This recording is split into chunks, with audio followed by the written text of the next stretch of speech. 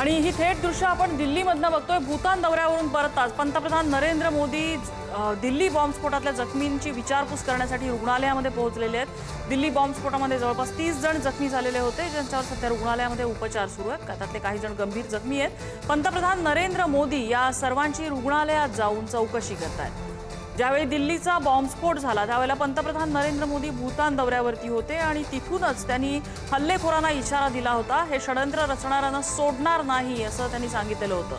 भूतान दौऱ्यावरून परतताच पंतप्रधान नरेंद्र मोदी दिल्लीतल्या रुग्णालयात या स्फोटातील जखमींची विचारपूस करण्यासाठी पोहोचलेले आहेत। ही दृश्य आपण बघतोय दिल्लीमधली अगदी काही वेळापूर्वीची ही दृश्य आहेत। पंतप्रधान नरेंद्र मोदी जखमींच्या भेटीसाठी पोहोचलेले आहेत।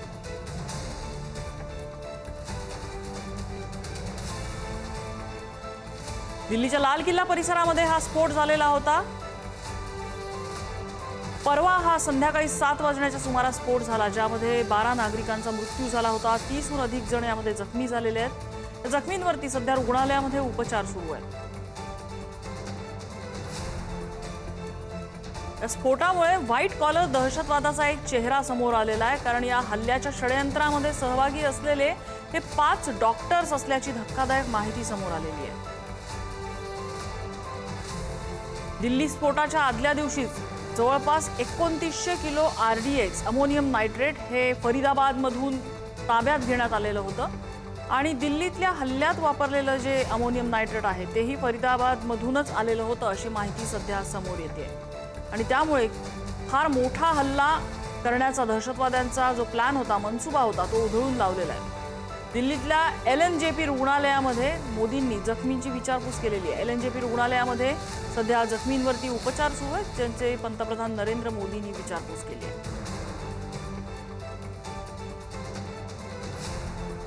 स्फोट झाला त्यावेळेला पंतप्रधान मोदी भूतान दौऱ्यावरती होते, मात्र भूतान दौऱ्यावरून परत येताच मोदींनी जखमींची रुग्णालयामध्ये भेट घेतली। LNJP रुग्णालयामध्ये जात पंतप्रधान मोदींनी भेट घेतली आणि त्यांची विचारपूस केली आहे। संदीप राजगोळकर आमचे प्रतिनिधी आपल्याला अपडेट देत आहेत। संदीप, अगदी नम्रता, ही मोठी गोष्ट म्हणावी लागेल की पंतप्रधान नरेंद्र मोदींनी लाल किल्ल्याजवळ जो काही बॉम्बस्फोट झालेला होता किंवा जो स्फोट झालेला होता त्यामध्ये जे जखमी आहेत त्या सगळ्यांची जाऊन भेट घेतली। आपण स्क्रीनवर जे फोटो पाहतोय ते त्याच LNJP रुग्णालयातले आहेत। ज्या दिवशी खरं तर स्फोट झाला होता परवा दिवशी, त्यावेळेला तात्काळ केंद्रीय गृहमंत्री अमित शाह यांनी त्या ठिकाणी भेट दिलेली होती आणि त्यानंतर पंतप्रधान मोदींनी त्यांच्याशी संवाद साधत सगळा जो आढावा आहे तो देखील घेतलेला होता आणि जखमींवर तात्काळ उपचार करण्याचे आदेश देखील गृहमंत्र्यांनी दिले होते। त्यानंतर पाहतोय आपण तिसऱ्या दिवशी पंतप्रधान नरेंद्र मोदी हे थेट LNJP रुग्णालयामध्ये दाखल झाले। जवळपास 20 पेक्षा जास्त नागरिक जे आहेत ते जखमी झालेले होते या सगळ्या स्फोटामध्ये आणि त्या सगळ्यांची विचारपूस त्यांनी केलेली आहे। त्यामुळं त्यांच्या दौऱ्याच्या पार्श्वभूमीवर LNJP रुग्णालय परिसरामध्ये मोठी सुरक्षा व्यवस्था जी आहे ती तैनात करण्यात आलेली होती आणि रुग्णांचे जे नातेवाईक होते ते देखील त्या वेळेला LNJP हॉस्पिटलमध्ये उपस्थित होते।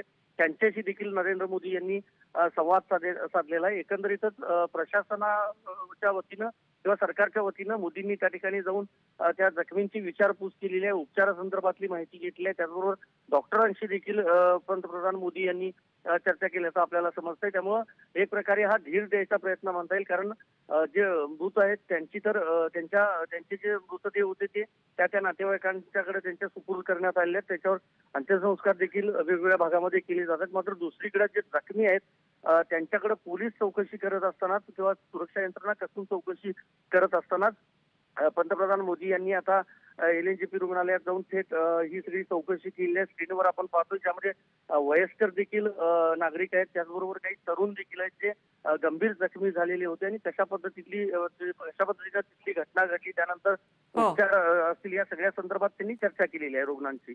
संदीप, धन्यवाद या सगळ्या माहितीबद्दल।